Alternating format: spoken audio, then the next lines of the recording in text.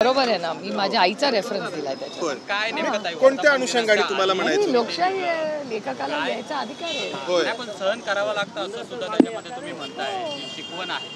असं काय नेमकं काय घडलं? दोन म्हणजे शरद पवारांनी हा पक्ष उभा केला आणि त्यानंतर जे काही घडलं तर त्याच्यानंतरची ही तुमची प्रतिक्रिया म्हणायची. आज दोन्ही राष्ट्रवादीचे एकत्रित मेळावे होत आहेत पुण्यामध्ये. I leave it to your imagination.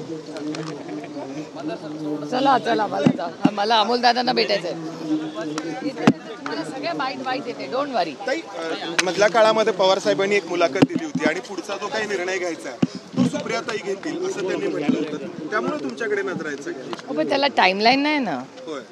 त्याला टाइमलाईन नाहीये. आज काही निर्णय होईल?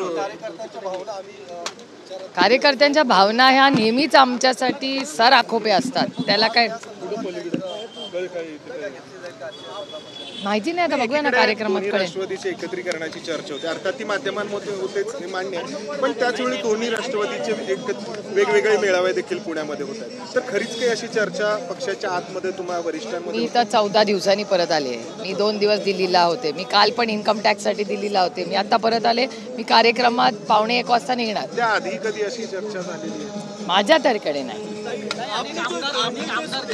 अनेक आमदार म्हणतात, सोलापूर जिल्ह्यातले आमदार आहेत, त्यांचं पण म्हणणं आहे की सोबत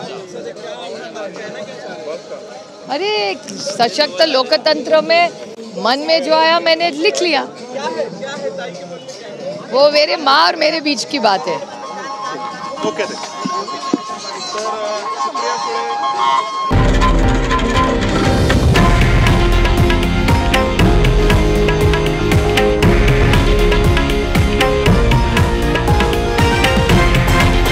हे आहे देशातील नंबर 1 न्यूज नेटवर्क आणि आपण पाहत आहात TV9 मराठी, एकमेव.